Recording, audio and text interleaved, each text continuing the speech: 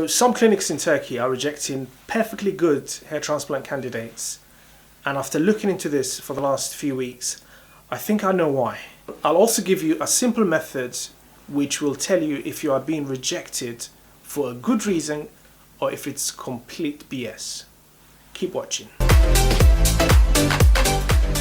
I'll also reveal why being rejected by those clinics might actually be the best thing that's happened to you if you know how to take advantage of it. And I'm going to show you exactly how to do that. So I regularly get people approaching me saying that they've been rejected by a hair transplant clinic. Usually it's in Turkey, and if you watch this channel, you know which clinic most of these clients come from. So the clinics rejected them, it's told them that they're not good candidates for hair transplant, and usually I sit down with them, I review their case, ask them various questions, and I'm always surprised that a lot of these people, I would say at least half of them, are actually good candidates to have a hair transplant. They're not the absolute best candidates, but they're very good candidates, and there's no reason why they can't have a successful hair transplant.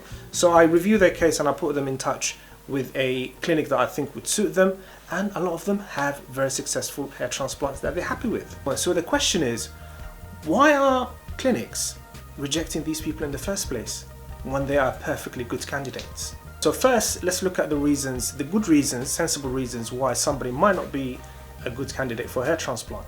And these are very, very obvious.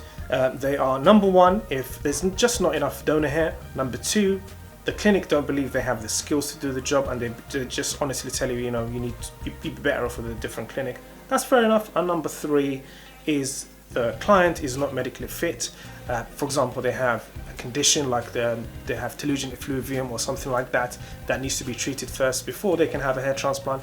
All these are perfectly good reasons why somebody might want to postpone or not even think about hair transplant. So why are these clinics rejecting perfectly good candidates? Well, to understand this, we need to look at how a lot of these clinics, particularly the ones in Turkey, work. What's their model of working? Once you understand that, you really understand why they do this. The first thing you need to understand is social media is their number one source of clients, of leads.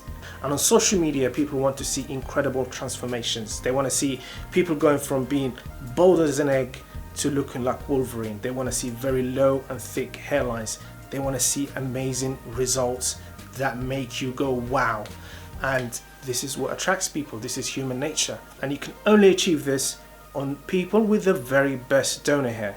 Very thick donor hair, minimal balding, really pack those hair grafts as much as possible to achieve this desired look, which leads to people seeing it. They publish it on their social media, on their Instagram, on their Facebooks, and this is how they get leads. This is a proven model, and because they get so many leads, literally hundreds every month, they can afford to cherry pick. They can afford to pick the very, very best candidates that would give them the best outcome in terms of people that they can then put on their social media to attract even more people. What they don't want to do is take on risky cases where the procedure might fail because the client's needs are quite tricky, and if the procedure fails and the client leaves bad feedback, then that could be utterly disastrous for them, because then that's just bad feedback on their record, and that basically kills their supply of leads, it kills their supply of clients. So you might be asking, why is this wrong? They have every right to cherry pick clients. Well, it's wrong for one very, very basic reason. It's completely unethical. If you are in the medical field, the first motto of your charter, as it were, is put the interest of the client first, not the interest of your clinic. By telling people who are perfectly good candidates for hair transplant that they're not good candidates, that means a good proportion of these people will just give up. They will just stop seeking hair restoration or hair transplants, and probably their hair loss will get worse, and then maybe in 5-10 years time they'll realize, actually I was a good candidate. If I only had a hair transplant when I had more donor hair and my potential was better, I wouldn't be in this position.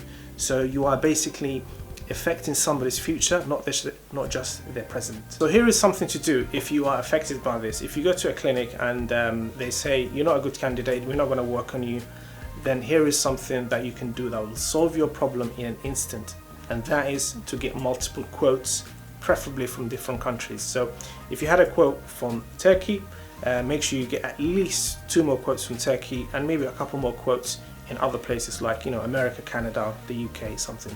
Because the reason I say different countries is I've noticed a lot of times a practice tends to spread within a country, so it becomes something that all the clinics in that country do, and sometimes it helps to step outside that country and get a fresh perspective from somewhere else. Being rejected can sometimes be a blessing, and the reason it can be a blessing is 2 reasons. Number one, a lot of these clinics that are doing this practice of rejecting kind of modestly good candidates, they tend to overharvest. In my experience, they take way too many grafts on average over other clinics, so potentially you are avoiding being overharvested, which is really good for your future.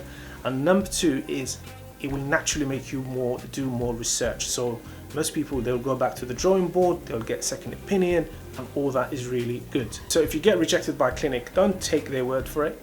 Go and see another clinic, a 3rd clinic, a 4th clinic. Over to you. Have you been rejected by a clinic, and what reason did they give you? Let us know in the comments below, and we'll tell you whether it's a good reason or if it's not such a good reason. Take care, see you soon.